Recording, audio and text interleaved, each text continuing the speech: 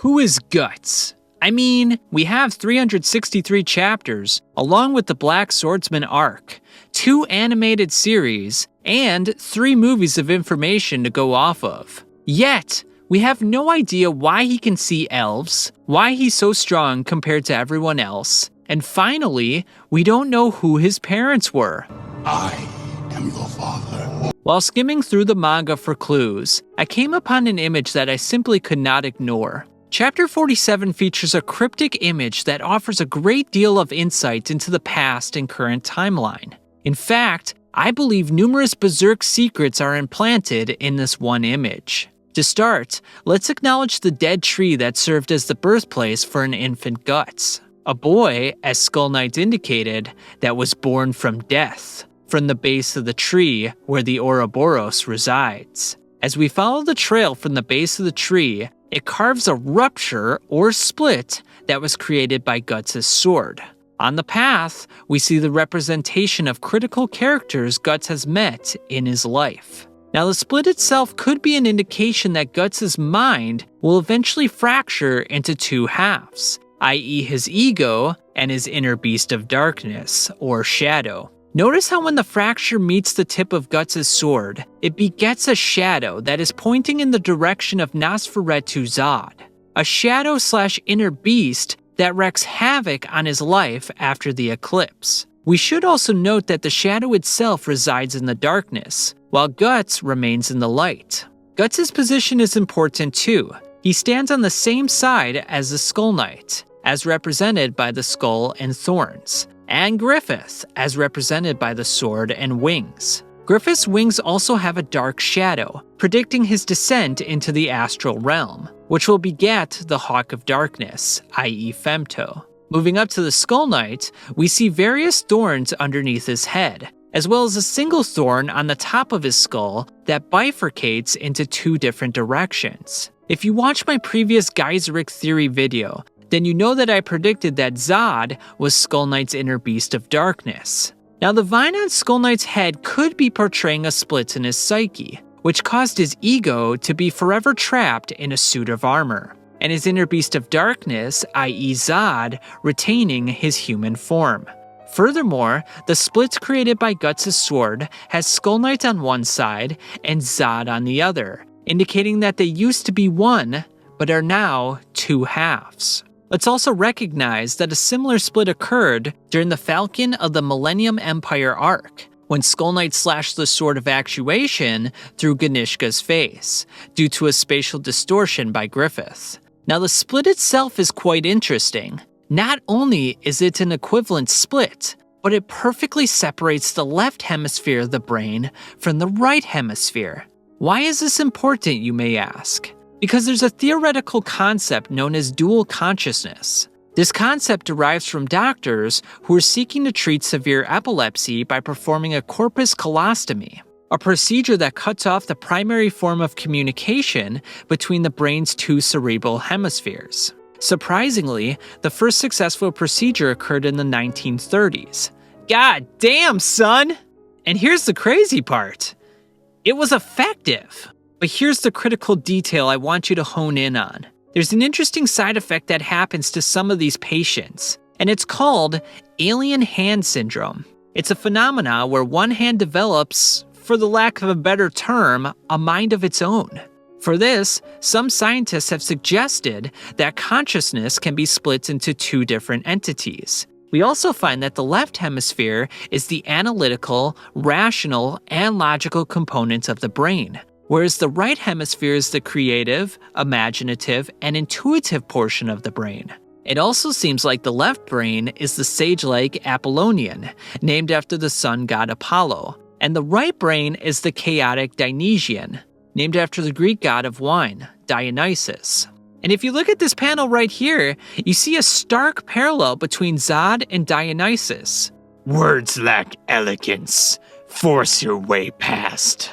And then there's a parallel between Skull Knight and Apollo. What will follow is now a shadow, no more than a shadow cast high above the earth, by light from a distant, dying sun.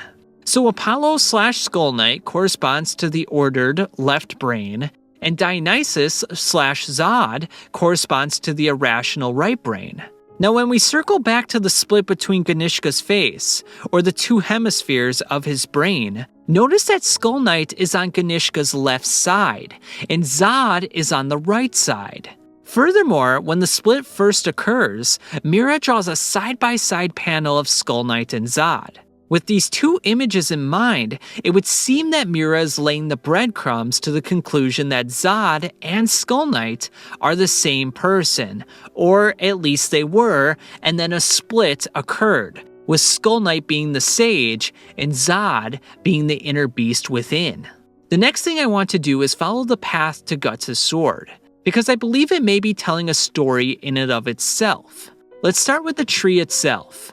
Now, of course, it represents the place of Guts' birth, but it could also represent Geyseric's kingdom.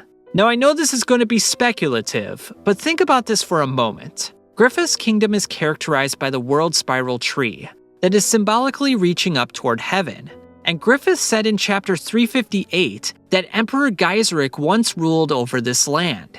It is said he built a great empire which spanned the entire continent. Then I'd like to see to it, a territory for humans, the Second Empire. Griffith is clear in his resolve in emulating the emperor of the past, so it's feasible to speculate that Geyseric may have also built his kingdom centered around a great tree, a tree that became death itself to symbolize the end of Geyseric's reign. Yet the dead tree is a vital component of an ecosystem, via replenishing the soil with nutrients that aid in plant growth. As old kingdoms wither away, the new ones sprout up from their ashes, just as Guts sprouts up from the blood of his dead mother. Next we have Skull Knight, who is horizontally paired up with the Behalet, or the egg of the king. I am the egg that surrounds and nurtures the seed of God in me. But you know that this place is terribly human. Violence and loneliness. This place is filled with all kinds of blurred, negative feelings. This is in me. I can feel it.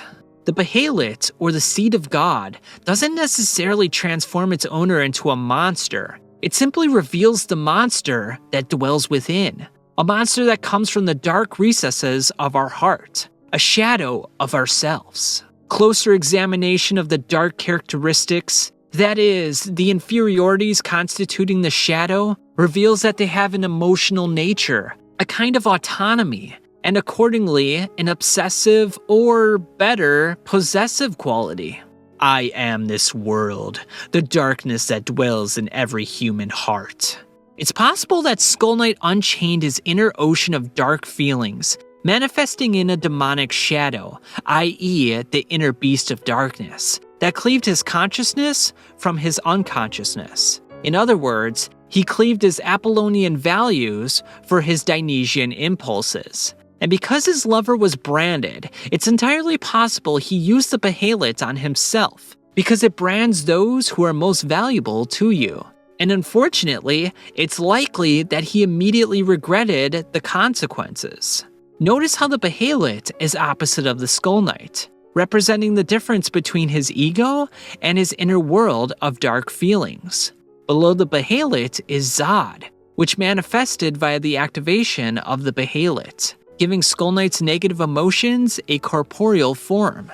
Back to Griffith, I find it interesting that he is in between Skull Knight and Guts. In my chapter 362 review, I mentioned how the priestess of cherry blossoms, i.e. Skull Knight's lover, looked an awful lot like Griffith. We should also note that Griffith normally has his right eye covered by his hair, similar to how the cherry blossom girl also has her hair over her right eye.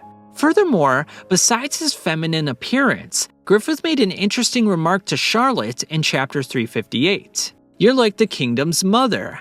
I sound too much like a housewife already."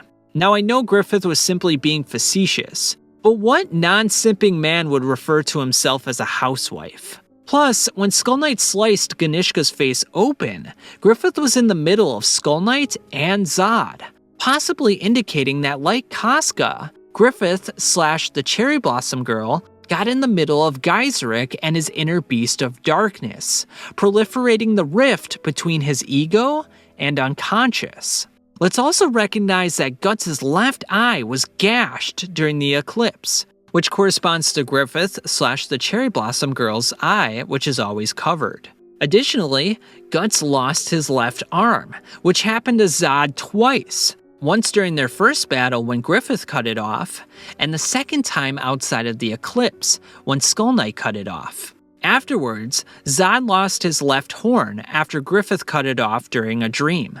So both Zod and Guts have lost their left arms to Griffith / the Cherry Blossom Girl. Now if you read the previous chapter to this panel right here, Guts and Casca make love for the first time, an act of procreation.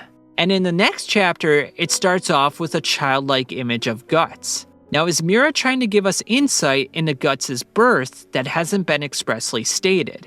Is it possible that Guts is part of Geiserich's lineage? Or maybe even a reincarnated form of Geiseric and this woman? I mean, Guts does have black, spiky hair like Geiseric / Zod. He lost his left arm like Zod, and his vision in his right eye is concealed, much like how Griffith and the Cherry Blossom Girl have their left eye concealed. Is all of this merely a coincidence? Or is Mira deliberately leaving pieces of a puzzle for us to put together? I also find it interesting in chapter 53, when Guts was carrying Charlotte down the Tower of Rebirth, and she was telling the story of Geiseric and how he had no direct lineage that went back to him.